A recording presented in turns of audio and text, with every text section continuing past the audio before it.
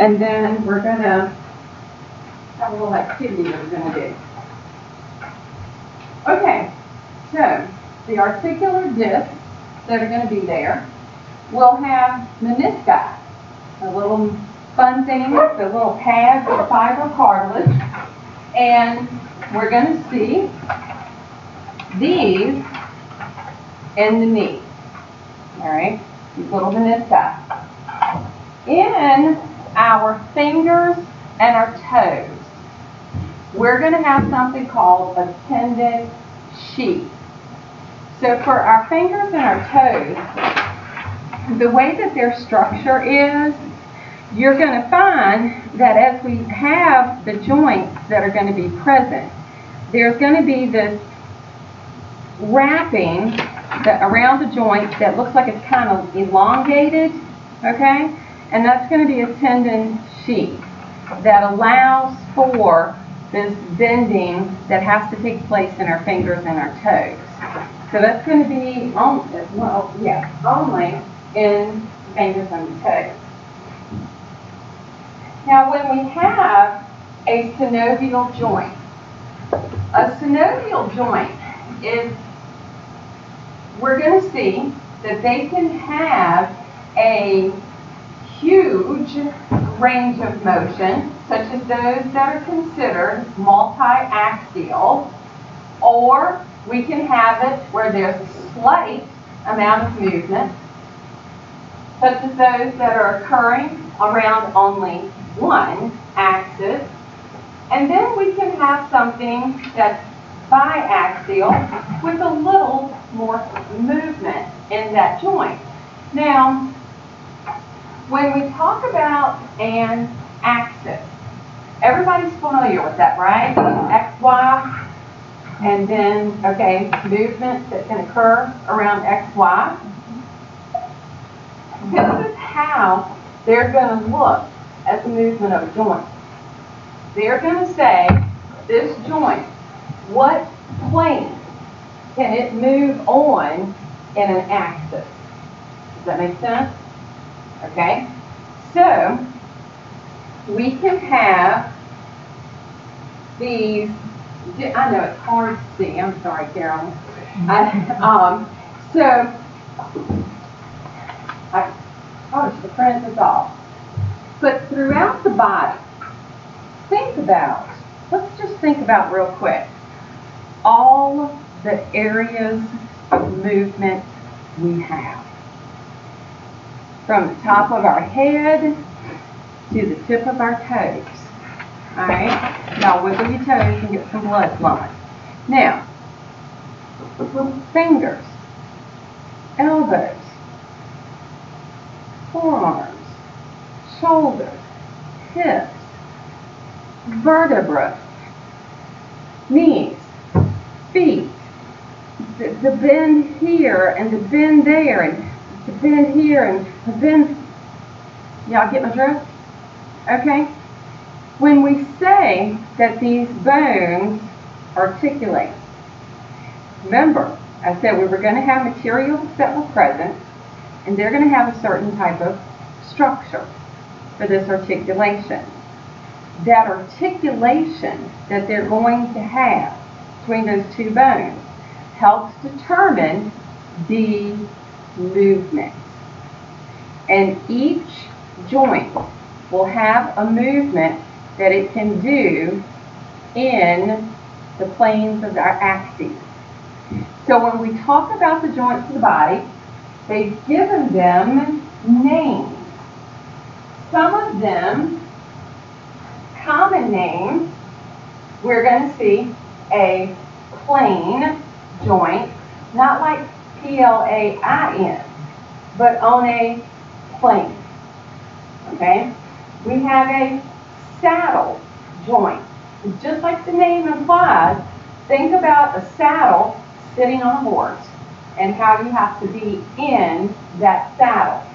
A hinge joint, just like you would have a hinge on the door. All right? A pivot joint, something that has to go around a bar, okay, to circle around the bar. our ball and socket joint. We have an ellipsoid joint. And examples of these, a plane joint, just on a plane. Good example are vertebrae, because they just simply are like this. Flat surface to flat surface, okay? So they're just a plane joint. When we look at a saddle joint, good example are how we're going to see our fingers move, okay? And it's really kind of cool once you look at some of these joints and then you look at your own hand and realize, wow, that's how that one is moving. We're going to have a hinge, like our elbow, because it's moved. If we think about a door, for the most part, that is on a hinge, not a swing, okay? On a hinge, it moves in one direction. That's it. So we've got that. The pivot, the radio-ulnar, the ball and socket. Think about how it's shaped. The head of it looks like a ball. The head of it looks like a ball. Ball and socket. Okay, ball and socket joint. Ellipsoid, kind of hard to see up here with it, all right? But bless its heart, once I get him been through the ringer today, got his nerves all pushed out and everything. But we've got these two little processes, all right, on the base of the skull that have to articulate with C1. And that is actually a joint where that occurs, which is kind of cool, you know, if you think about it. So if we begin to see, what is their range of motion? What is their movement? Well, over here, it's letting you know the movement that you find in plane joints. And these would be the areas of plane joints throughout the body. These are the areas, and it's very little movement, okay, one axis. If we look at this right here, the saddle, there's slight movement, and we can have two axes. Does that make sense? X and Y? Okay. Now, the hinge joint, I'm only moving through one axis. All right? These are the areas that we'll find it in the body. The pivot, even though we hear that term, rotation, you would think rotation means, because it's going around, that I've got a huge range of motion. I do not. Okay? This is a bit of a controlled movement. But my ball and socket, how many axes am I moving in? I'm moving in every one of them. Okay? Therefore, multi-axial. I can have the same thing with the hip. Okay? It's just not as wide. All right? So, multi-axial for the ball and socket. For my ellipsoid, I got through two. Okay? As you look at, this is just big, I should have shown them to you, I didn't think about it. Okay? These are just those pictures taken apart. Maybe I should take another slide out. And areas where you find it. I'm not going to go over each one of these, because we just kind of went over in the little picture. But here we are in the big picture. The plane sliding over each other. The saddle looking like it fits into the saddle of a horse. Hinge looking like a door hinge. Pivot rotating around the bar. A ball and socket, the head fitting into the socket. And my ellipsoid looking like it can rock on each other. And those would be the movement. Now, the next few slides, All right. Just like we have with bones, okay? There is specific terminology that goes with these movements, okay? And it's terminology that you will see used in the medical field that I want you to become familiar with, okay? Basically talking about how easily it might move and how it's moving. So when you look at these are going to be terms associated with the movement at these joints. We can have movement that is gliding, okay, where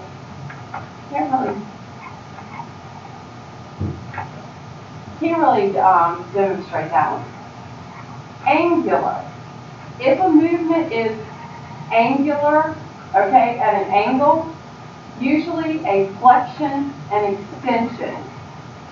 The problem with angular movements, they can be hyper extended. For example, a lot of times in sports injuries, what do they tend to hyperextend? Their knees. The knees should be moving in this direction, okay? But sometimes it can get too far one of the ways, all right? So there are, under the angular movement, two that are going to apply to the feet only. And that's going to be plantar and dorsiflexion. Plantar flexion and dorsiflexion. To the feet only. Abduction, adduction. I always think about the exercises for the thighs, okay? One moves it away from the body, ab, and then one brings it back, adding it back. Does everybody see how I got that? Okay, add back. We can have movement that is circular, winding up through a pitch, and I keep seeing some kind of thing about some young pitcher from a team or something. It's like, I keep seeing that kind of thing maybe.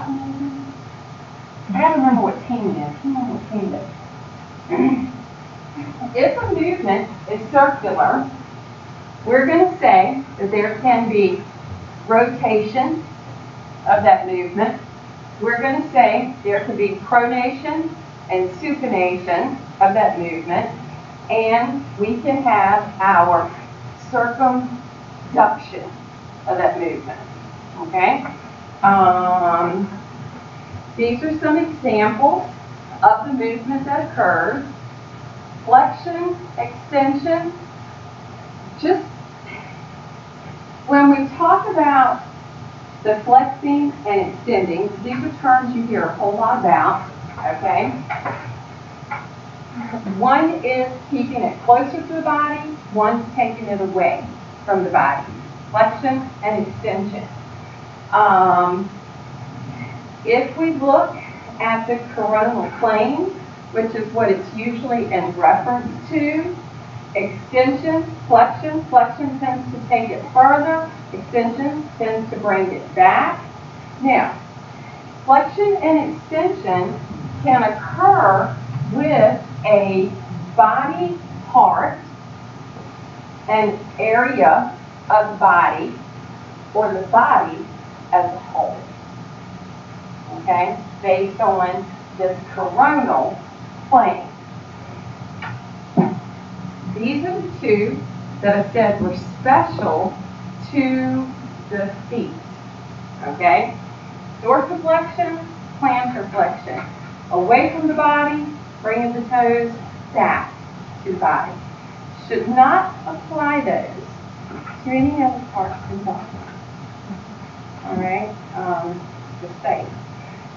When we look at abduction, adduction, like I was saying, we have it move for ab, we're moving it away from the midline.